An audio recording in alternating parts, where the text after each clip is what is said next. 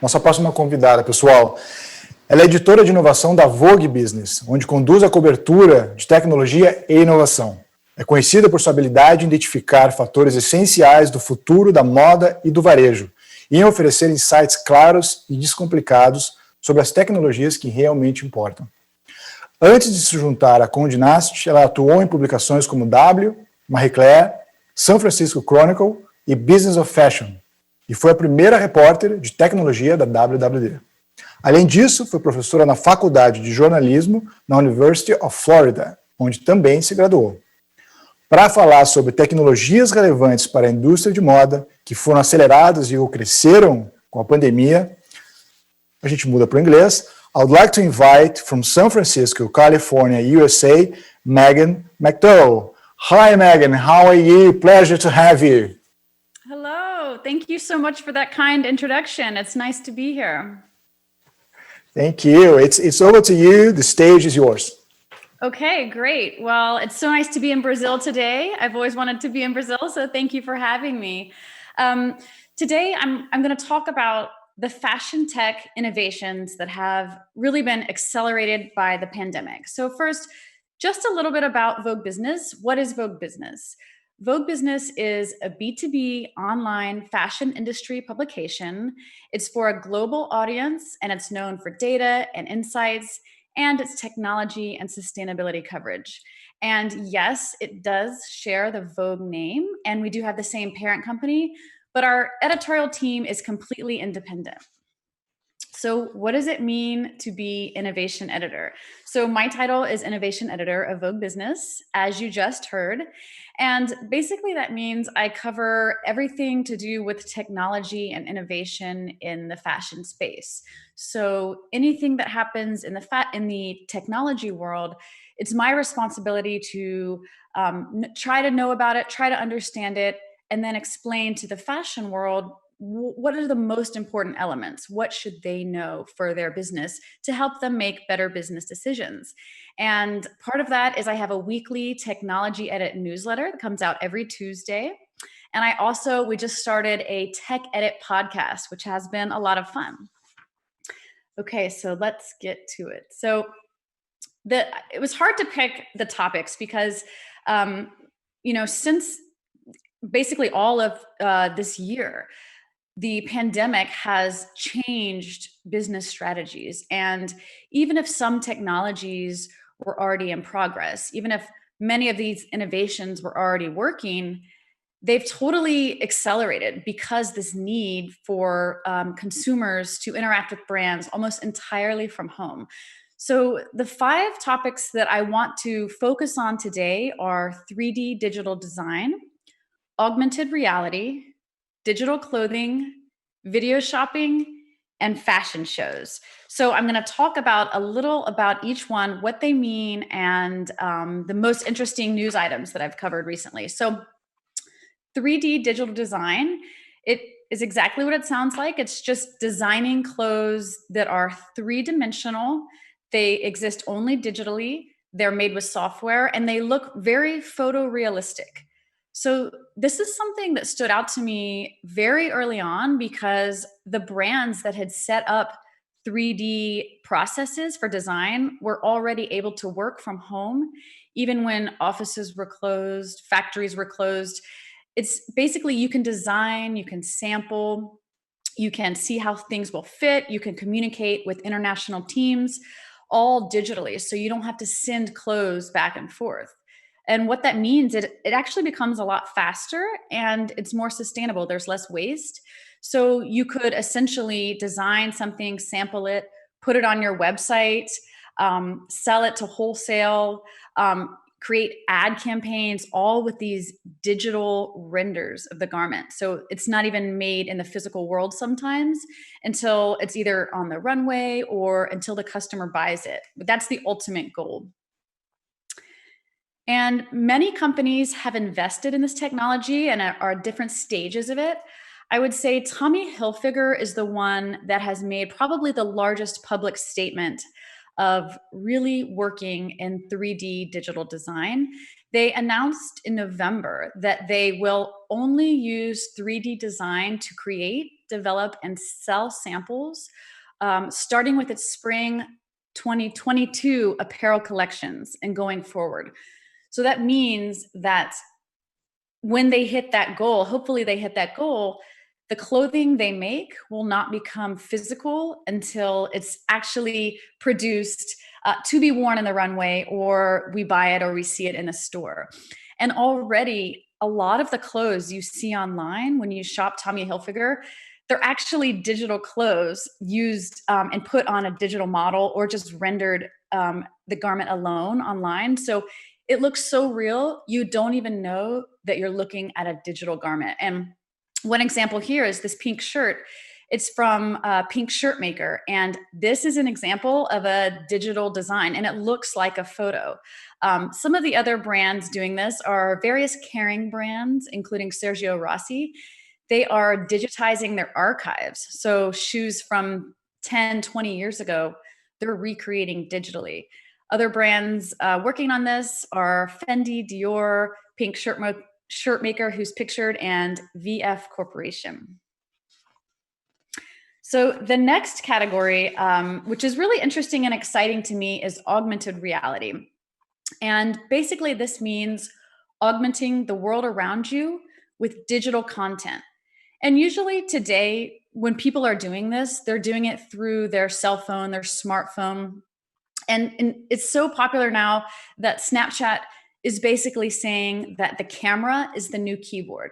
So it's really unlocked, and it's really possible through your smartphone camera. And we've all interacted with AR in some way, I'm sure. Snapchat was very early to this behavior, and they started with silly filters on your face. But now that's becoming a way for brands to interact with consumers, and consumers to interact with brands in very useful ways. So it's no longer just entertainment. I'm seeing brands like you can look at a bag in your house. One time I was trying it, and I put a bag in my house and I didn't realize it was so big. I had no idea of the size. Or you can try on sunglasses and makeup, and it's actually becoming quite realistic. So brands are really thinking about how can they own this digital layer around their physical goods. One thing I'm seeing is this is really becoming important for social media and selling on social media, especially again, when people are at home, they want to interact with the brand, they can't go into stores to try things on, they still want to share that social content. Social media and selling are really impacted by augmented reality. So the big tech platforms are all investing in augmented reality, including Instagram, Snapchat, YouTube, Pinterest, and Shopify. Shopify is making it easier for brands to create these 3D digital assets that we just talked about. And then those assets can be used in augmented reality. Recently, Snapchat introduced the ability for brands to try on sneakers. So you can look at your feet, and through your smartphone, it looks like you're wearing shoes. And the first project they introduced was with Gucci. And so that's the picture you're seeing here. It shows that she's actually not wearing shoes, but in her camera, it looks like she's wearing shoes. And Gucci have said that this is actually increasing sales. People are buying shoes because of this technology. And Shopify, they actually found that the customers who interact with the augmented reality online, that increases the conversion rates by 250%. So that's a pretty significant statistic. So this next one I want to focus on is really one of my favorites. And it's also, I think, it's a little bit new. So it's not as advanced as 3D design or augmented reality, and it's digital clothing. So like it sounds, digital clothing exists only in the digital world. So that means it's literally when you see it in Instagram or in a virtual reality experience, you can have digital clothing again from these 3D digital assets. So this is me, for example, when we were in lockdown, I wasn't buying many new clothes because I wasn't going anywhere, but I actually bought this pink hoodie digitally. So I sent in my picture. I spent money on this hoodie. I sent it into the company and they dressed my picture in this hoodie. And it's a lot of fun. And you share it on Instagram and you can have the experience of trying something new. Maybe it's something you would never normally wear. I probably would not have spent money on this shiny sweatshirt, but I had a lot of fun trying something new and it was digital. And again, the first few months of this year, a lot of companies were telling me that this usage, this adoption, this experimentation was really, really increasing as consumers were at home. So this was video games, we're saying this, companies that use augmented reality try-on, social media brands, they were saying they're seeing a lot more activity. And I think one important element to the adoption of this and to accelerating this are video games. So video games, as I'm sure you know, many of the players can buy digital clothing for their characters and wear them in these games. And a lot of brands have participated with different video game companies to create digital versions of their physical goods. So this is me wearing, the sweatshirt I'm wearing is called Roblau. It's a startup called Roblau. And I think they make both digital and physical clothing, but some brands are only making digital clothing. This interest, like I said, has really been growing in 2020. It was already starting. It was something I was reporting on last year. And I think this year has been a big shift because the familiarity has increased and the need and the interest has increased. So this one example here you're seeing is a fashion game called Dressed. And basically, consumers can pick out different clothes that exist in the real world. They partner with Farfetch to bring in actual luxury fashion. There's different challenges. You can dress your model, you can share it on social media, and you can actually click to buy the clothing. So it's also a way for fashion brands to make sales digitally and physically. So you can spend money in the game to have more access, or you can click to buy the physical clothing. In April, which was, for the United States and the United Kingdom, that was sort of the very beginning of the lockdown and the pandemic. Consumers were spending a lot more time on their phones and on apps, and Dressed saw a 50% month over month increase in the installs. And that same time in Italy, which had been locked down for a little bit longer, that same month, there was a 400% increase in installs on the Dressed app. These are the kind of numbers that I saw from many startups and many brands. And I just want to note, Nike, there's so many other brands, Louis Vuitton, who have partnered with games, and it's not just one game, it's Animal Crossing, it's League of Legends, it's Roblox. So I think if you're curious about digital clothing, I would absolutely try looking in games first, because I think those are some of the first to try it. So this is also something that's a little newer in the Western markets, video shopping, but it's actually something that has been quite popular in Eastern markets for years. And it took until we couldn't physically go shopping in stores, until we were stuck at home, for luxury brands to really try it in the Western market. And I'm seeing a lot of experimentation very quickly in this idea of video shopping. So basically what it means, just like you think, you can shop using a video, a computer, or a smartphone. And an important part of this is that viewers can comment, they can react, they can click to buy. So it's very interactive and they feel like they're there.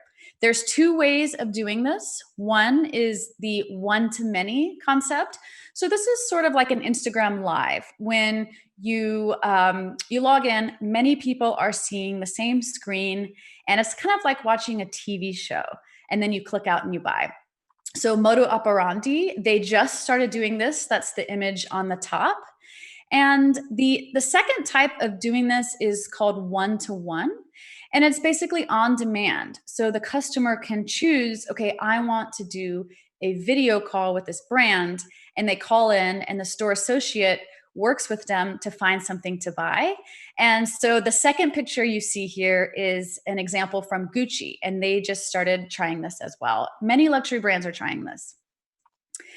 In the future, I think there will be a big opportunity for new platforms to create opportunities for brands to see more data and to see more behavior on their customers so that they can see, okay, they have something in their cart, they've bought something before, they're a new customer. So this example on the right is from a company called Comment Sold. And it lets the sellers see data, and you can stream on both social media and your own app at the same time. Another thing I'm seeing is that to facilitate these video shopping moments, brands are creating sets, whether it's in their stores that are closed or in their offices, their customer service offices. They're creating sets that look like stores. And that's one thing Gucci is working on. Another interesting point here is that it serves two audiences. One is Gen Z, and Gen Z is probably more likely to use it on their phone. They're more likely to interact.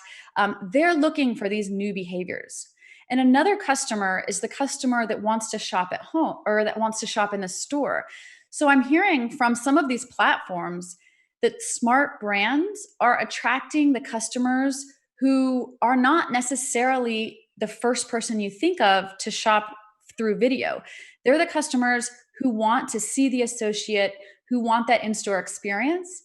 And this video is a way to provide that while they're at home. So that's a very interesting point that I was surprised to see. And finally, the fashion shows and showrooms. So there were a lot of digital fashion shows that were happening the past few months in the big fashion capitals, London, Paris, Milan. And it was very interesting because brands did not have a lot of time to put something together. And many of them didn't actually have new clothes, or they were having big problems in the supply chain. So with that said, I think it's still too early to have obvious winners or trends or technologies that really were a big difference. I will say that videos were very strong. There was a lot of creativity there. And that was a very early example of what can happen next. Today, though, I did just experience a VR fashion show, and I'm reporting today on a fashion show that's entirely digitized. Even the clothing is digitized. So I think in the future, there'll be more to see. What I did see as successful were digital showrooms. So again, those 3D models that we talked about in the beginning, brands were able to use those in showrooms so that stores could buy their inventory. The big change that happened this season, though, was not necessarily how the clothes were shown, but what was shown and when. So sometimes it was gender neutral, sometimes it was a different season. These ideas are really changing, and fashion is becoming more flexible. So we got through all 5 of my key topics in the time given. So just to recap the key takeaways, first of all, 3D design lets brands design remotely and quickly and more sustainably. Augmented reality is no longer just for entertainment. It's also now a utility and something that brands are using every day before, during, and after. Digital clothing is a way to interact with customers and to sell them clothes from home. Customers are able to play with clothing all in the digital world. Video shopping is appealing to both Gen Z, the younger consumers, and to those in-person, more traditional shoppers. And finally, fashion shows are still in flux. It's too early to know. So I don't know if we have time for questions. Let me know. I have so many questions, Maghan. It was brilliant. I think we're gonna have to make up time if we don't have it. Let me start. Thank you so much. Thank you so much. Yes, thank you. And sign up for Vogue Business on this link if you want to see more. I'm sure the guys at home will definitely. I love the digital clothing. That was brilliant. Yes. And especially on the video game things. I used to play a lot of video games, not anymore, unfortunately, but that's a discussion with my wife. we know the video games these days, how we have massive blockbusters, sometimes bigger than movies and films blockbusters. Do you think that maybe in the near future we'll have video games that will actually be setting fashion trends? Or maybe I'm getting ahead of myself? No, absolutely. I think that's already happening a little bit. I think there's trends. Like one designer I was speaking to, she was saying that video games, people are even buying clothing for like special occasions. And so just like you would buy for like a holiday, people in the games are buying clothes for times of year. So those worlds, I think it's going to blend more and more. I don't think it's going to be separate. I think anything that happens digitally can happen in the real world, just like trends. Absolutely. Absolutely. What about physical stores? You're seeing all this digitalization and all the technologies you mentioned. Of course, we're going through this pandemic right now, but then, of course, the world should go to whatever new normal might be. How do you see, and of course, the physical store, it's been changing a lot in the few years, but how do you see the role changing even further? And after the pandemic, how do you think that the physical store will play a role into retail and e-commerce? Absolutely. I think there's a big opportunity to engage customers on social media to so one thing, I'm talking to a luxury brand now, and this article isn't out yet, but it will come out soon. And they told me that the customer, they discover and interact with the brand on social media, but the customer wants the experience of going in the store. And it's important for them to have that relationship. And then the customer wants to share that visit on social media again. So I think the customer still wants the physical experience. There is an opportunity to enhance the physical experience with digital content. So for example, you could put a QR code on your product tag in the store and see the ad campaign. Maybe there's a famous model who is wearing this item. You can hold your phone up, see the tag, see a very cool ad campaign. So it's sort of, again, this continuation of this blending that we've been talking about for a really long time. Fantastic. I think the final one for me is, you mentioned at the beginning, sustainability. And I think sustainability has been a big theme. So it is a big theme. And we have seen a lot of progress from different brands across, I don't know, maybe last 10, 20 years. Which brands do you think are really, really leading the way in sustainability? Which one are your favorites? That's a great question. I think I mentioned Tommy Hilfiger early on with the 3D design. I think I'm very impressed by any brand that's trying something new. So I think every brand I'm talking to is smart and trying something new.